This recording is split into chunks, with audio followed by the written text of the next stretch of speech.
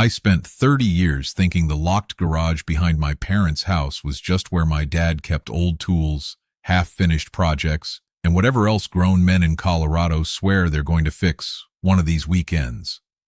Then both of my parents died within 3 weeks of each other, and when I finally opened that dark green door, I found out the two people I trusted more than anyone on earth had been hiding an entire life from me. My name is Gordon Blake. I'm 30 years old, and I grew up in Lakewood, Colorado, at 1142 Garnet Street, in a plain 1970s ranch-style house with a wide backyard, a gas grill, and a detached single-car garage sitting about 40 feet behind the house. That garage had always been there. So had the rule. No big dramatic warning, no "Gordon, don't you dare," no scary family legend. Just a quiet understanding that the garage was not for me. When I was 7, I tried the door once, and my dad, Frank Blake, said, calm as ever, "That's not a place for you, Gordo. Come help me with dinner." So I did.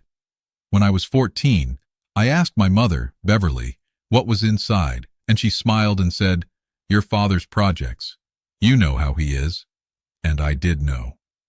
Frank fixed fences for neighbors without being asked. He built shelves, repaired engines, patched drywall, and treated every broken thing like it deserved a second chance. Beverly kept a handwritten recipe box with 3 generations of family meals tucked inside. They were warm, steady, ordinary people. At least, that's what I believed. Frank died on March 4th, 2024, from a heart attack. He was only 61. The doctors said it happened fast, like that was supposed to comfort me.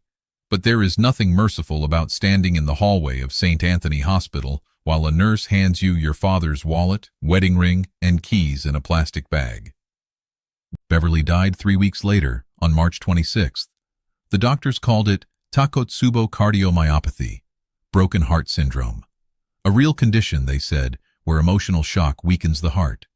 She was 60, healthy, walked every morning, barely drank, never smoked, and still her body just couldn't survive losing Frank. I buried them both before April.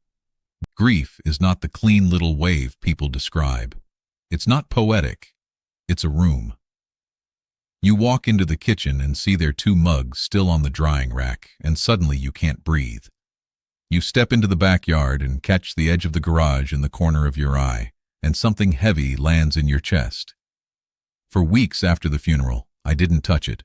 There were death certificates, insurance calls, bank accounts, my Aunt Patty flying in from Phoenix with her husband Ron and their adult kids, people crying, people saying Frank was one of a kind and Beverly was an angel, which was true and still didn't help. Then my best friend, Ben Kingsley, came over on April 27th to help me sort through my parents' things. Ben and I have been friends since 5th grade, and he has a gift for saying exactly what everybody else is avoiding.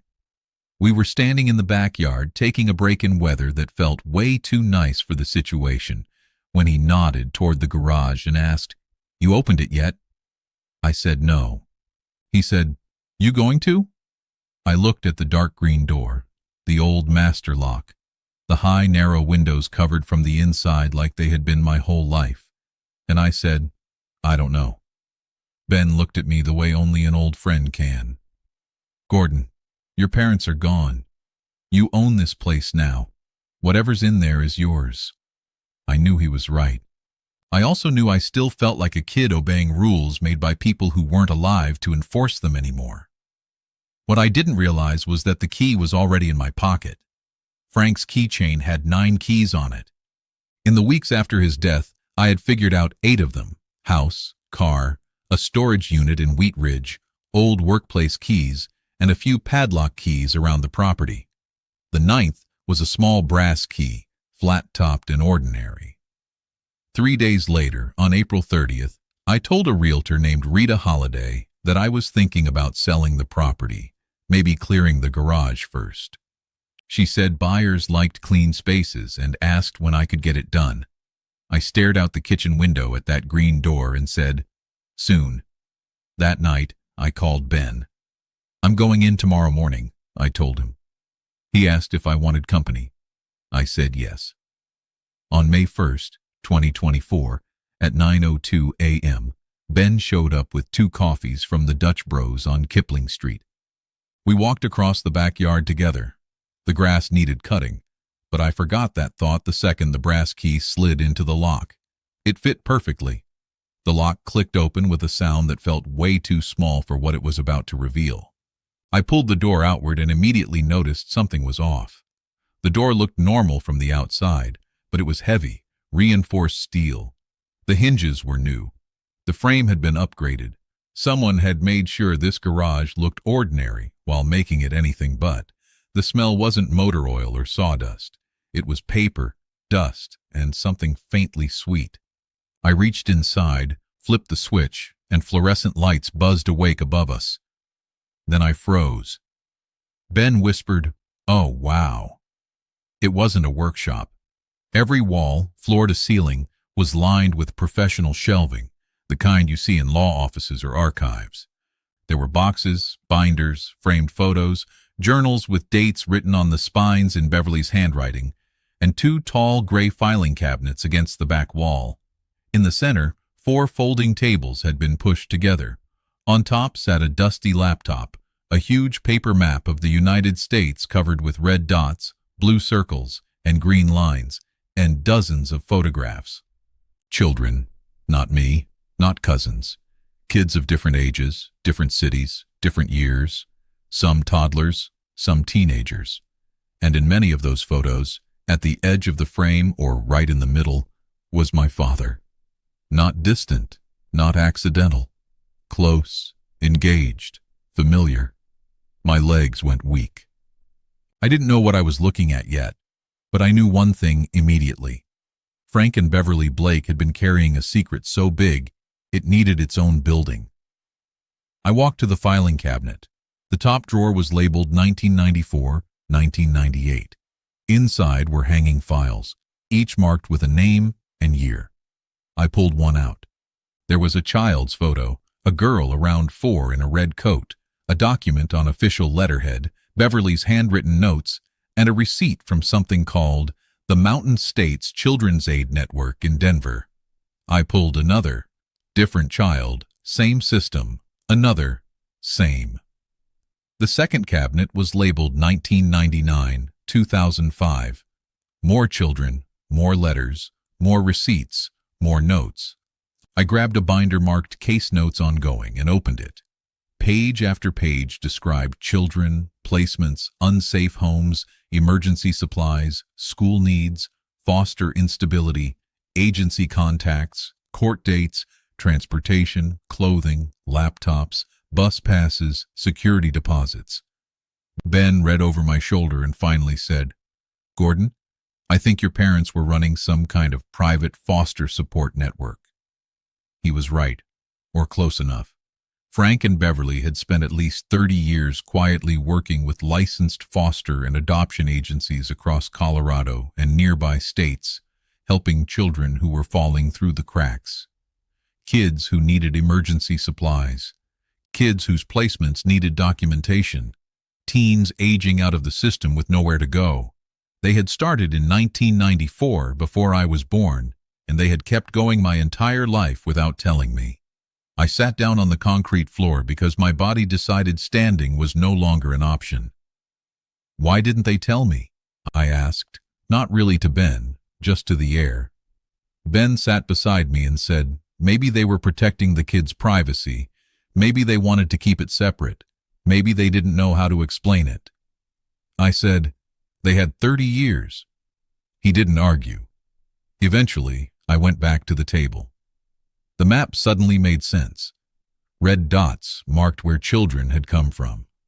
Blue circles marked placements or current locations. Green lines showed movement. A date in the corner said February 2024, 1 month before Frank died. They had still been tracking everything right up to the end. There was a letter half tucked under the map, addressed to Frank, and dated January 15, 2024. It was from Carol Simmons, Executive Director of the Mountain States Children's Aid Network. Later, I confirmed the organization was a legitimate licensed nonprofit in Denver. Carol thanked Frank for 30 years of partnership.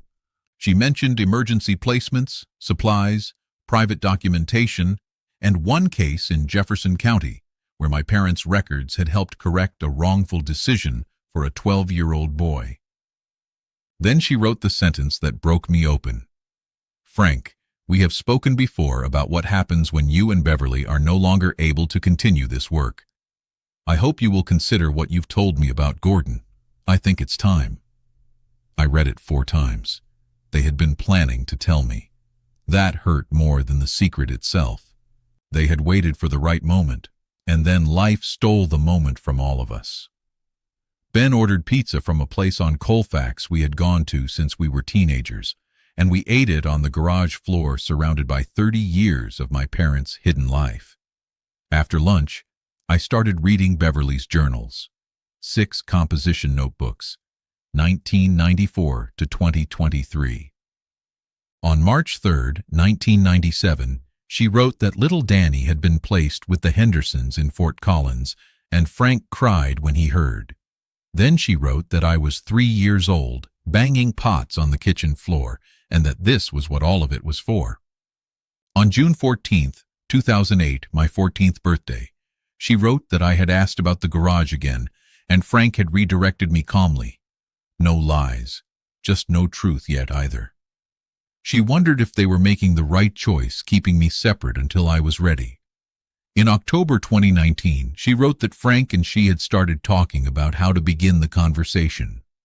In November 2021, she wrote that Frank thought they should wait until I was 30. She thought he was afraid, and admitted she was too. The final entry, December 30th, 2023, said Frank's heart had been bothering him more than he admitted, and they had agreed. The new year, no more waiting. He's 30 years old, and this was always going to be his. Frank died on March 4th. The conversation never happened.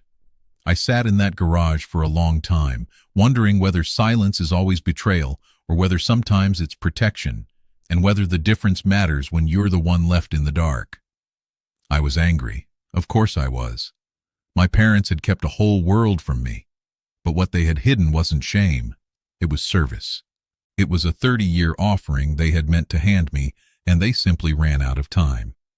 I called Rita Holliday and told her the garage was off the market. Then I drove to Denver and walked into the Mountain States Children's Aid Network office on Larimer Street in 5 Points.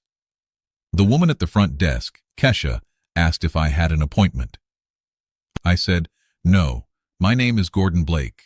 Frank Blake was my father." A few minutes later, Carol Simmons came out. She was 63, silver-haired, calm, with reading glasses on a beaded chain. She looked at me and said, "You have your mother's eyes." That almost ended me right there in the lobby.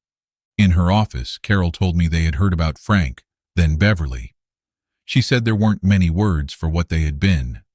I told her I found the garage. She nodded like she had been waiting for that sentence. Then she opened a drawer and placed a folder on the desk. Beverly's handwriting was on the label. "For Gordon, when he's ready." My mother had dropped it off on February 18th, 2 weeks before Frank died, just in case the conversation didn't happen the way they planned. Inside was a 6-page letter on the cream stationery she always kept in the living room desk. I won't share every word because some of it belongs only to me, but the shape of it was clear. She apologized, not dramatically. Beverly was too practical for that. She explained that privacy was part of why they kept the work separate, but the bigger reason was me. They didn't want me growing up feeling like a secondary concern. They wanted my childhood and young adulthood to belong to me, not to their mission. Then she wrote, "By the time we understood you were ready, we had waited so long that beginning felt harder than continuing to wait. That was our failing, Gordon, and I own it completely. Your father would own it too." She described how they funded the work, mostly through their own savings and a few trusted donors. She listed 32 children by first name and initial whose lives had been meaningfully changed because someone had paid attention. At the end, she wrote, "The garage was always going to be yours, sweetheart. We just ran out of time to hand it to you properly. Carol will help you figure out what comes next, and you will figure it out because you have Frank's stubbornness and my patience." I sat in Carol's office for a long time. Then I picked up the coffee she had poured and said, "Okay, so where do we start?" What followed took months. I read files, met with Carol's team, talked with caseworkers and agency contacts, and hired Rebecca Torres, a Denver attorney who specialized in nonprofit compliance. She came to the garage in July 2024, reviewed the documentation, and told me it was extraordinary. "This level of case continuity outside the system is incredibly rare," she said. I was starting to understand. Then letters began arriving through a P.O. box my parents had kept. One came from Melissa T. in Colorado Springs. She had been 8 in 2008 when, in her words, "Beverly Blake called my caseworker and raised hell until somebody actually listened." She believed she was alive because of my parents. She had a daughter now. Her name was Beverly, on purpose. Another came from Darnell in Fort Collins, finishing a master's degree in social work. Another from a woman in Pueblo who had fostered 2 children of her own. None of them wanted anything. They just wanted me to know they remembered. On September 15th, 2024, 4.5 months after I opened the door, I decided I wasn't selling the garage, archiving it, or turning it into a museum. I was going to keep the work alive. Not exactly the same way. Some things needed legal structure, updated systems, and proper digital records. But the heart of it would stay: documentation, quiet support, fierce attention to kids the system missed. I didn't know child welfare advocacy. I worked in commercial insurance, but I knew documentation. I knew risk. I knew how to follow a paper trail and be stubborn about outcomes. Carol agreed to guide me. Rebecca helped with legal structure. Ben, who runs a small contracting business and is somehow more organized than he looks, helped rebuild the filing system and set up digital backups. We officially started again on November 1st, 2024. I'm still angry sometimes. I'm angry at the waiting, at the when he's ready, at the Sunday conversation that never came. I'm angry that the people who loved me most kept one giant part of themselves out of reach. But I also know the children in those files didn't choose to need help, and my parents chose to help them for 30 years without applause. Both things are true. My parents kept a secret from me, and the secret was that they were good. I can be hurt by the hiding and grateful for what was hidden. Turns out the human heart can hold both. The garage on Garnet Street is still dark green. The same padlock is on the door. The brass key is on my keychain now, where Frank carried it for years. The fluorescent lights still flicker when I turn them on. I replaced the bulbs twice, so I guess it's wiring, but I've learned to like it. The map is still on the table, only now I've added orange dots for the cases I've been part of since November 2024, so I can tell their work from mine. Some mornings before I go to my regular job, I sit in that garage with coffee and look at the shelves. 30 years of proof that 2 ordinary people in a ranch house in Colorado decided to pay attention when it would have been easier not to. That's the thing about secrets. You think they're being kept from you. Sometimes they're being kept for you. I think Frank would have told me on a Sunday. He always handled serious things on Sundays. He would have made coffee, sat me down, and said, "Gordo, there's something I should have shown you a long time ago." He would have said it like it was no big deal, because that's how Frank Blake handled things that were absolutely a big deal.